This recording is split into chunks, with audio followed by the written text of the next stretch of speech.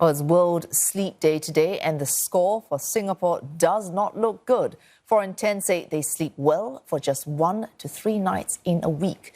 And that's despite many agreeing that sleep can impact work and health. Let's get the details from our guest today, Dr. Tay Hin Ngan. He's a specialist at the Mount Elizabeth Medical Center. We're also joined from Munich by Katrin Pucknat, a chief marketing officer at the company behind the global sleep survey ResMed. Let's start first with you, Dr. Tay. Rather than asking you why sleep is important, let me reverse that. If we do not get enough sleep of a passable quality on a regular basis, what's the cost to our mental and physical health? Yeah, so sleep is very important for us to restore our bodies in terms of both mental well-being as well as our general health. Because if you don't have enough sleep, your body is unable to process toxins, you get hormonal imbalances, you place the heart, the blood vessels under a lot of stress. So in the long run, that's going to increase the risk of things like heart disease, increase the risk of stroke, increase obesity, diabetes, and you have poor immunity, you fall sick more often. And of course, everyone can recognize the cognitive, which is the most obvious effect, where you wake up in the morning, you feel very tired, all the time, and you're just not functioning, at your optimal level. So it has very wide-ranging effects if you don't have enough sleep. So that's actually very important. Before I get to Ms. Pucknat, very quickly, you're looking at longer term. These are the things that happen to you. What kind of time span are we looking at before we actually see damage, for example, stress in our organs?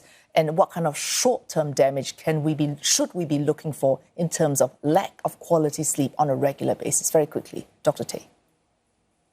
Yes, I think if you're talking about the short term, the immediate term, what you can recognize is your, basically mental health issues like, feeling irritable all the time, feeling tired, and poor productivity. So, you won't be able to concentrate. You have maybe some short-term memory loss and all that. Now, it takes usually years of cumulative damage before you start having effects like diabetes, like atherosclerosis and all that. But everything has a first day, right? So it's basically a slippery slope that you go down, All right, let's bring Ms. Pucknat into this. The slippery slope, we could say, based on the study that your company is backing, ResMed, that 3 in 10 Singaporeans are not satisfied with their sleep quantity and quality, especially those 45 years and above. And 15% of Singaporeans say they have had interrupted sleep as long as they can remember. Are we looking at Singaporeans, many of them, at the start of the slippery slope? That's very likely. I mean, if we look at the numbers in more detail for Singapore, we're also seeing that a large number, 65%, seem to be scrolling through their social media right before going to bed. And media consumption and social media consumption right before bedtime is, for instance, something that's very clearly attributes to poor sleep and sleep interruptions. And that is definitely very high for Singapore, what our data has shown. So an immediate solution to problems that Singaporeans are facing would be stop looking at social media, 1, stop looking at your phone, 2. Would you say at least we should start with that recommendation, Ms. Pucknat? It's actually a very good sleep hack, as we'd like to call it. So for an hour to 2 hours before bedtime, stay away from any kind of media, preferably read a book or do something else to calm down. That would be an immediate fix, yes.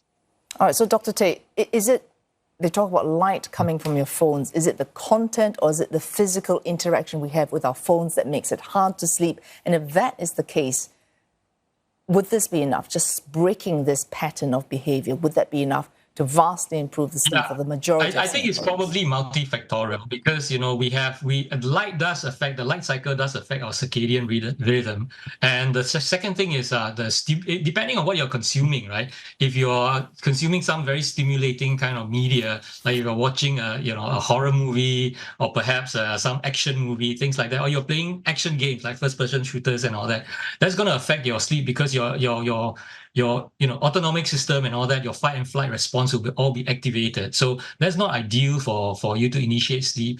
And even after that, it's not ideal for you to maintain sleep. All right, very quickly, Dr. Tay, you're an ENT specialist, is that right? That's correct, yes.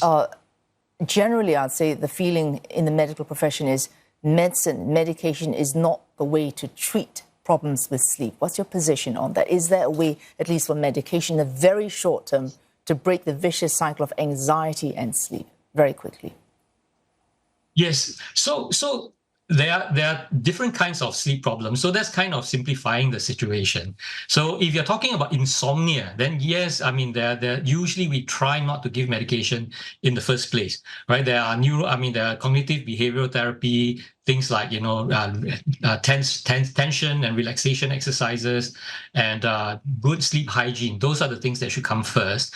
Of course, if it's really bad and you need some sleeping pills just to aid you in, tiding over this short-term period, that can help. So they are treated by the GPs and by psychiatrists and, so not typically by us. Our role is mainly for more anatomical issues like obstructive sleep apnea and other sleep disorders. All right, finally, very quickly from both of you, starting with Ms. Pucknat, what's your message to Singaporeans on this World Sleep Day? I would say it's a wake-up call to sleep, right? So don't hesitate if you have sleep issues to also seek professional help. Sleep issues, as was just pointed out, are multifaceted, and it's really helpful to talk to a professional and seek the help. It's very rewarding. You can only sleep better and live better if you get your sleep right. Dr. Tay? Yeah, I think we should stop treating sleep as a luxury. It should be really an essential aspect of our life. And I think in the earlier segment, we were talking about health span versus lifespan. It's not just to maintain your lifespan, but also to maintain your health span. So you have a longer period of healthy life to enjoy, a good quality of life. Thanks for speaking to us this evening, Dr. Tay Hin Ngan from Mount Elizabeth Medical Centre and Ms. Katrin Pucknat, Chief Marketing Officer of ResMed. Thank you.